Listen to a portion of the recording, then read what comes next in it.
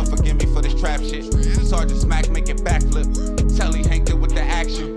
With the vital speaking Spanish. Frank Matthews how I vanish. Poof.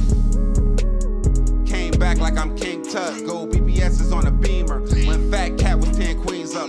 Ball off the profit, not the re-up. Fly like Puerto Rican Jesus.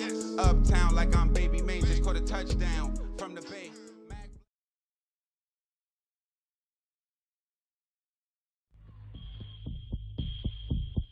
It was me and Big Boy and Dre. There's the three of us sitting there.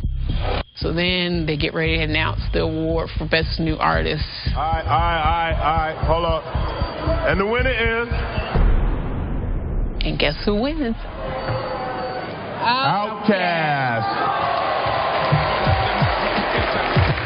In the house. When they said Outkast, you just...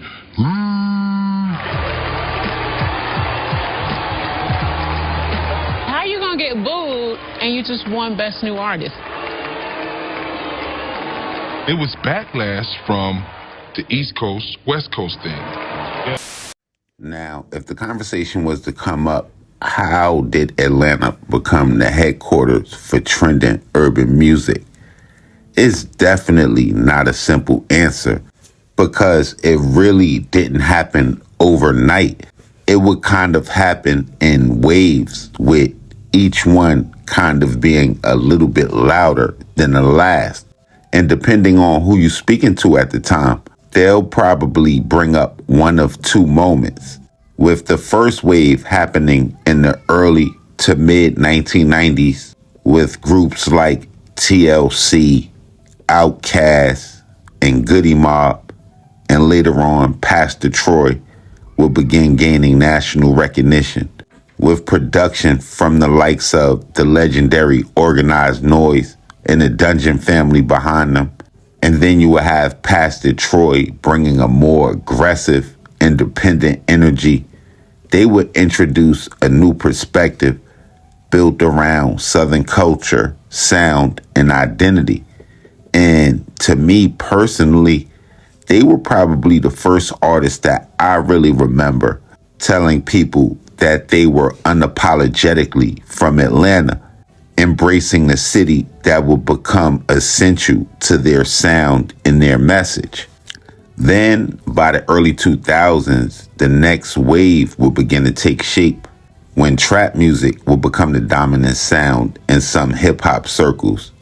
T.I. would declare his position as king. Young Jeezy's lyrics would give hustlers ambition. Gucci Mane would go from the trap to platinum. And Ludacris would expand the city's reach through the radio and mainstream appeal. But the real moment for me, when the city will become the headquarters, and when I thought the shift truly occurred, would be between 2013 and 2015, when the sound coming out of Atlanta would make another shift, when guys like Future would emerge with a sound that was more atmospheric, kind of more reflective, and his music would set the direction for what would follow, with artists like Pee Wee Longway, Rich Homie Quan, Young Thug, The Migos, Young Scooter, Bankroll Fresh, and Lil Marlo would continue that momentum. There was kind of like an experimentation in the sound, a more melodic variation in the flows the artists were using, and a notable shift in the tone. It kind of seemed like they modernized the sound of the generation before them. But that era and that specific moment in time I mentioned didn't come without consequences. And if anybody want to look back, all of the artists I mentioned or members of their group would face either serious legal complications or be lost to violence. Their impact on the sound would be undeniable, but the paths their careers, and in some cases their lives would take, would add a much heavier layer to the story. And then there's somebody like HoodRich Pablo Juan.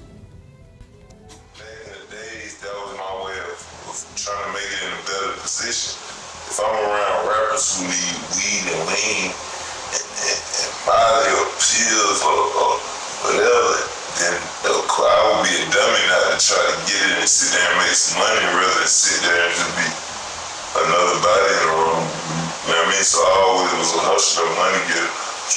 I knew back when they had block ENT, I used to pull up on Supply and Colossal and YC serving them way back. Future them all, and I've been doing this shit, bro. I ain't you that had socks, nigga.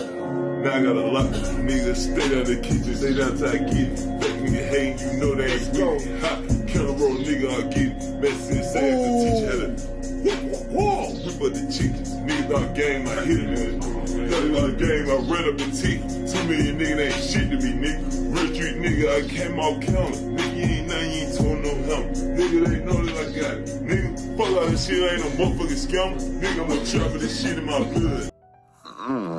Nah, I think that's when I was going around kicking it. When African Diamond came out, maybe 14, maybe 15. Okay.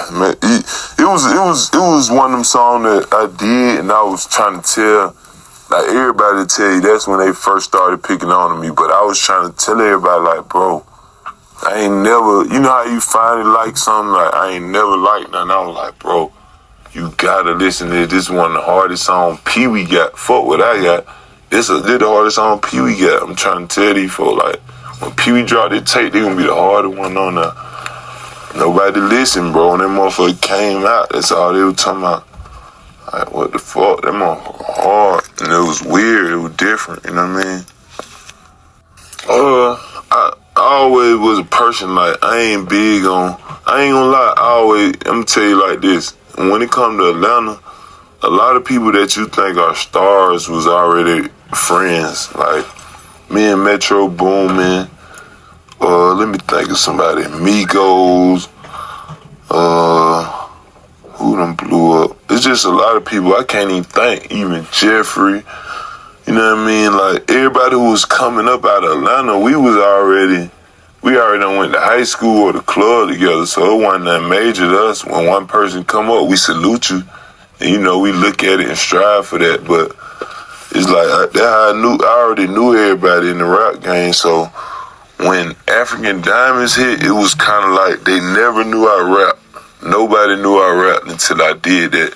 And that's when it brought everybody attention. Like, boy, I heard you on that shit, boy. We finna go crazy. Let's do something. I just kept doing shit.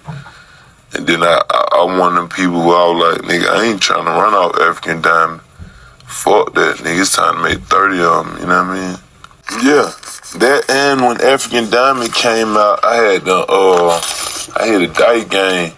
Shout out to Lil Baby and Offset, cause it was back then. I had to hit a dice game in the house. We was all at me, Pee Wee, Lil Baby and Offset. That back when Offset them fur was getting that little shit. I had to hit for like 10,000 and jumped out the window.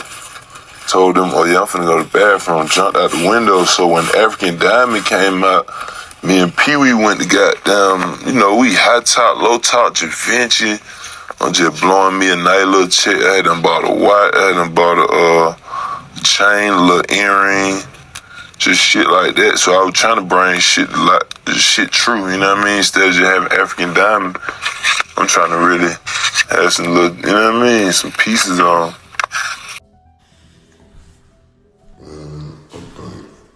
I think most of y'all rappers some hoes and y'all act tough on Instagram. They just set it up. I beat one of y'all ass. I beat y'all. I don't want to kill you. I want to take care of your kids. I beat out y'all, nigga. I leave y'all like Martin. On the, you know the episode where he got beat up with lumps everywhere, you little ass. Most of y'all rap niggas some hoes, man. Call y'all goon. He was never the loudest voice in the room, but for a short period of time, to me, he was definitely one of the most promising. HoodRich Pablo Juan began building a name through, first and foremost, consistency and not far behind, innovation and style that would stand apart in a city that would become known for the innovation of music and the sonic experimentation of the artist. His first real introduction to the masses would come in 2015 with a feature on Pee Wee Longway's Blue Eminem Part 2 King Size on the track African Diamonds. And exactly like Pablo would state earlier, it was definitely one of my favorite tracks on that particular Pee Wee project. And it seems like from there, with his association to artists like Pee Wee, the Migos, Metro Boomin, the momentum for Pablo would build quickly. And about 2 years later, in 2017 or so, only 2 years after his real introduction, which it seems a lot longer because of the amount of projects that he would drop.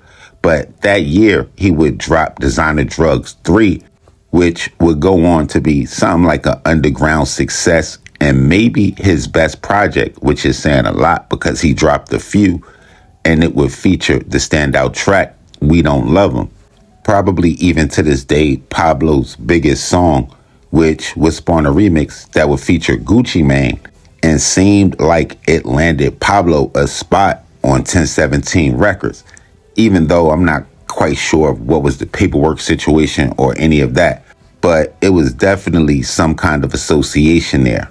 But even with that, he would still keep his consistency with projects like Rich Hood, Blow the Movie, DMV, and Hood Champ, seeming to hit streaming platforms back to back to back to back. And as his star elevated, he would begin working with bigger artists as well as other artists on the rise, like Gucci Mane, Young Thug, Gunna, Lil Baby, and his voice would become a fixture in Atlanta's trap scene's next generation. And just when his name and his career was at its height, and would come the bullshit. Scary monsters come from up under the bed then. If y'all some monsters come from up under the bed, ain't no hiding. I'm outside every day riding around kicking it. Going to regular places. Like, I'm just gonna be real, right? The real city done slap, shot it, got the fighting in clubs, all type of club, that did all type of all type. What the f have you did that I'm be scared of y'all? Nigga ain't talking about nothing. Meet me outside right now. I ain't got nobody with me. Yeah, nobody with me. I'm by myself. Meet me. Pull up with your goon. Get y'all shot, y'all. No bullets for all you. Any you think they from my hood want smoke, any from the hood up the street want smoke. What you talking about? Stop talking about it on the internet. It's a hole when y'all see me, y'all talking about what's up. The year 2018 would be a crossroads in HoodRich Pablo Juan's career, as he would find himself in the middle of some beef between some artists that he was associating with from the DMV area and another group from the DMV known as the Rich Shooters. They would almost immediately go to the internet with claims they had robbed him. About none of that shit. Tell them, Knox. That's our shit. Niggas ain't getting shit back. Hey, Bud, what you got back there, Bud? That hood wolf shit, that's our shit, nigga. While Pablo would claim that he was unexpectedly jumped. And just as it seemed like that was trying to clear up, the very next year, 2019, another report would happen of him being robbed. But this time, the claims would come from his hometown of Atlanta. The internet was spread with speculation of how he was jumped and stripped during a studio session. Pussy ass nigga, ain't no more Pablo Juan, nigga. You know what I'm saying? I don't think Gucci can get that back for you. You know what I'm saying? I don't think Gucci get that back. While a man seemed to be flaunting what was supposed to be a stolen 1017 chain online, Pablo would deny the allegations of the second robbery, posting jewelry and money online. And just the speculation alone of the robbery accusations would make him the topic of conversation, supposedly for one of the most feared groups in the city. What transpired between you and 21 Savage? What you mean? Because I saw that there was like an issue about a year ago between y'all. Somebody chains getting snatched, and what was there ever? What was the issue? What was the background of that initial situation? issue? I don't know. You gotta reiterate because I'm not big on the internet. Okay. So everything I'm gonna do gonna be in the real streets. You know was there ever a situation between you guys? Nah, hell no. Never. Never. With him talking about I got jumped, I'm gonna be alright though. Been getting crazy lately, boy. It really ain't his fault. I blame it on your entourage. You feel what I'm saying? You partner. It ain't You had somebody with him? Man, you know, I always got somebody with him, man. Ain't nobody walking around by their goddamn self. I just went to the club by myself. On game. That's on game. I'm talking about nobody.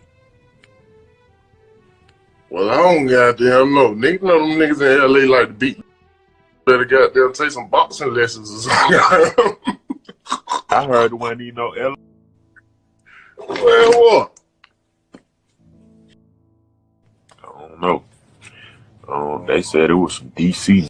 Oh, yeah, you know them folk don't play either. They probably had that wham bam on them, boy. You talking about? Straight up. Hey, man, but I can't get mad. I salute the takers in the city, man. I was a taker once upon a time, so I can't knock the hustle, man. Yeah, God damn. Y'all didn't have to do it in Pablo. God damn. That's a goddamn. That's the east side, you know, man. Back in the day, they would have did it to them, they down south. Anybody, really. Yeah. Dub on me now. Yeah, I'm at Lennox. Going to spend some more. It's so tough, come get your outfit. And it ain't on me, you gonna have to take it. Yeah. Hold on. I got a little bit more of this right now. Just a little something. I got a couple more rats in my pocket. This now you broke. Y'all didn't want a lot of the internet to come up cause y'all going broke. Yo, why y'all went broke though? Cause y'all some rats. Y'all niggas rats and some thieves, man. Y'all niggas ain't stay down for these real nigga. Any rich will tell you, any rich will tell you we got, if we got some money, they got it for a reason. If you broke, get what? It ain't always for a reason. Sometimes you just gotta stay down. But some of y'all stay broke cause y'all niggas some y'all niggas steal and go back broke. Y'all niggas hit a lick and die broke. I done seen so many niggas hit a lick, but you died dead broke. Your mama couldn't pay for your funeral and none of that. Now you wearing fake. Now you gotta go. You wanna go fund me? Now look, now acting like now wearing fake check. Now you just man, come on and stop trying to flirt like you just went big. You broke. Just leave it alone. Don't say my name, cause I ain't heard nothing. You don't get money, say my name. I'm rocking pink. Hold on, I'm rocking pink jeans right now. By the way, for all you on my mama, and they Amiri. Yeah, they Amiri and Dior's just lightweight Gucci socks. Since y'all having y'all money to my this and that, shut up. Switch up a watch like I switch up, nigga. Any op that I got, they still up because I'm sparing you. So keep being broke, cause you gonna be broke. I promise you, you gonna be broke. Your mama gonna be mad. Like, why they do that shit? You gotta pay for your funeral. Cremated. Cremated. Y'all nigga.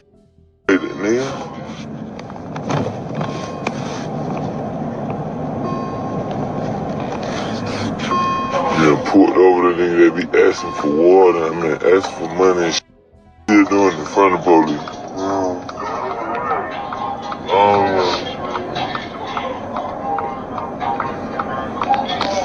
Yeah, if y'all thought I was lying, yeah, we really at Lennox and all that all day. That's Peachtree Road, headed to Lennox. Slice of pizza. I just walked through the mall. I had an appointment at Louis V. You know what I'm saying? like that. Big old bad, you broke this nigga. Shut the f on the hood champ, nigga. Never snitch. Man, half of these who act tough, who said my name are some rats. This is a known, y'all known rats. And you're a known you don't even respect y'all. Y'all the type of y'all hand and get shit in the face. Yeah. Ain't no bosses, ain't never been no boss, ain't never led no army or nothing. All y'all do is clout chase and do ride. Yeah. I ain't even get on live to play hood champ. I got on live to tell y'all. Every who say my name, you see what I'm saying? I told you where I'm at. I don't want to act like this. Now I've been dropping the pen all day. I told y'all all day I'm at Lenox Mall. Outside, I ain't tried to hide my car or nothing. I ain't tried to hide nothing. I'm walking in the mall looking for to even look at me weird. I'm telling you. That's what I'm on, so y'all so tough and all that. What the hell y'all at? Y'all the one be in the house. I've been outside every day. You know what I'm saying? That's why I'm in the street, come outside. I ain't went and bought no, I ain't did all that. I ain't did all that ducking off. Outside condos. Nigga ain't hiding from no nigga. Y'all ain't no monsters under the bed. Y'all some keep sucking, ride, stealing. That's all y'all do. Steal, snitch, pillow talk. Oh yeah, this is lame. So I bet you won't meet me right now. No lame meet me. Whoever think they got lame, meet me right now, right here at Lynn.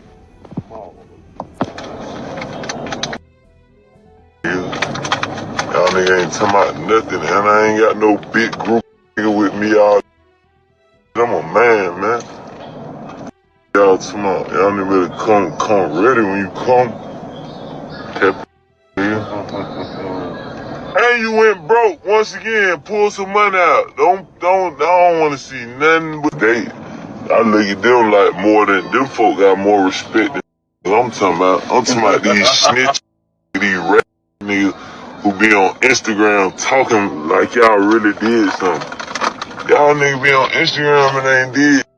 Y'all be some clout chasing lame man nigga ain't never did nothing. And you ain't talking about nothing. I done caught y'all niggas be copping deuces. They talking about who you talking about? Nobody important. I'ma tell you I ain't talking about nobody important now. Get what? Cause any nigga that said my name is been broke. Been a broke peon. I just be sick of these broke niggas just saying my name. Yeah, y'all broke saying my name. If you ever told on somebody, if you ever did some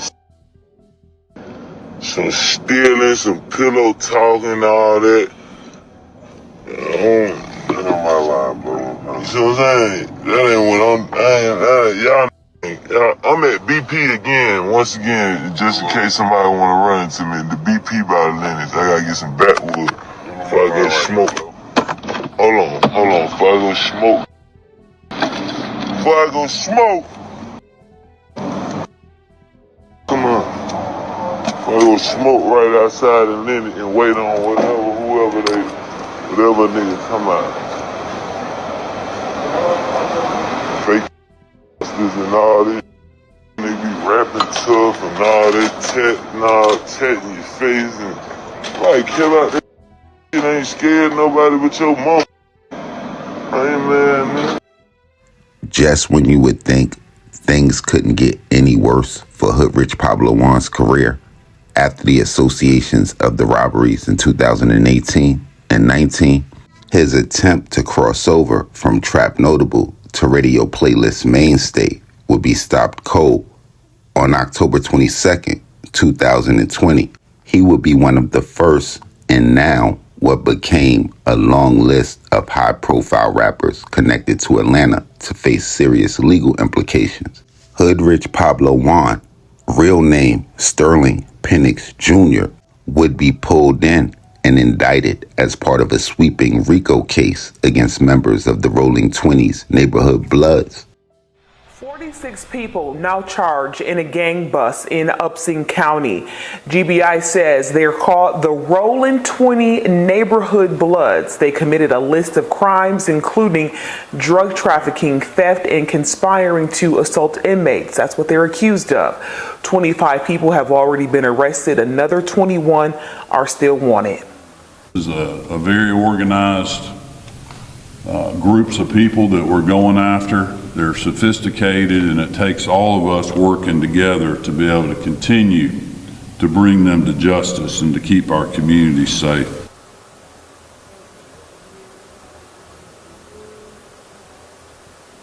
The governor was there for today's announcement. He has made it his mission to get really tough on gang activity with the institution of that task force that he put in place last year to crack down on the estimated 70,000 gang members in Georgia.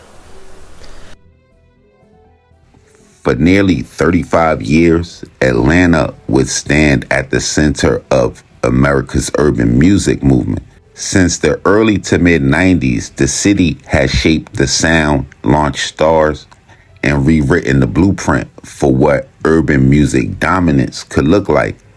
But over time, even the strongest empires will begin to show signs of fatigue. And in a little over a decade, Atlanta would lose more than just rappers. It would lose voices. People like Takeoff, Lil Key, Trouble, Bankroll Fresh, Rich Homie Quan, Little Marlo, Shorty Low, Young Scooter. And that's just to name a few. Some people would consider icons, while some of the others were still building their resume. Young artists with undeniable talent, who a lot of people probably believed were just waiting on their moment to take that next step. And over time, the losses will become more than personal. They will become cultural. And they would leave holes in not only the music, but the city itself. And at the same time, another wave would sweep through. The headlines would shift from chart positions to mugshots. And like I spoke about earlier, HoodRich Pablo Juan seemed like the first to start that wave. Arrested in 2020, it seemed like he was snatched off the scenes before the headlines even caught up. Then came guys like YFN Lucci. Then, not long after that, was Young Thug and Gunna. And a few years later, Pee Wee Longway. Artists once seen as the future of the city, now sidelined by a series of events that would kind of strip Atlanta of its momentum somewhat. But yet and still, as some of those names I mentioned will walk free and resume their paths, Pablo still remains behind bars, waiting on his release date. Now, we're sure that the city still has talent. That never has really been in question. But what had been left behind wasn't really just a change in roster, kinda. It was like a void. And when the voices that shaped an era are silenced or gone by violence, by the courts, and by time, what remains of the city's music scene is uncertainty. And it kind of forces me to ask the question, have we seen the end of Atlanta's dominance in urban music as we know it? Or is it just the closing on one chapter before the next will begin? Now, since their release from prison, we all gone to see what Gunna went on to do. I'm not quite sure if Lucci released anything yet since being free. And I know Young Thug appeared on Lil Baby's album alongside Future, and also dropped a song about a month ago, which featured Future, called Money on Money. But to me, as of the date of this recording, it doesn't seem like Young Thug, and we're still waiting on YFN Lucci to release that same momentum that he had before he had to fight for his life. And that makes me just a little bit anxious to see exactly what HoodRich Pablo Juan is going to do when he come home, based on his track record for consistency But the question I have for y'all is this. Even though we've seen the best of them get robbed, and it's a pretty much, it could happen to anybody's situation, did that ruin any chance he had to cross over the next level, regardless of anything he faced on the legal side? Me, personally, I always liked the music. Definitely the variations in styles and seeming like it didn't sound like everything else coming out of the city at that time. And also, I would give him a little bit of credit with influencing that DC sound or the DC flow that we heard coming out of the city for the past few years. But I definitely need to know what y'all think. Y'all let me know where y'all think the trajectory of his career is going to be after his release. And y'all also get down there and let me know, is Atlanta's era of running, trending urban music over as we know it? Y'all make sure y'all hit the red bell and subscribe button right under this video so y'all know when this real trill spill shit is dropping. Y'all get in the comment box below. Y'all let me know what cities we need to go to, what stories we need to tell, what we missed, what we got wrong, all of that. Y'all make sure y'all tapping with me directly on Instagram, Twitter, POP_A_LOT. And until the next play, y'all know how we rocking. Shades Popalot. Salute the almighty mob.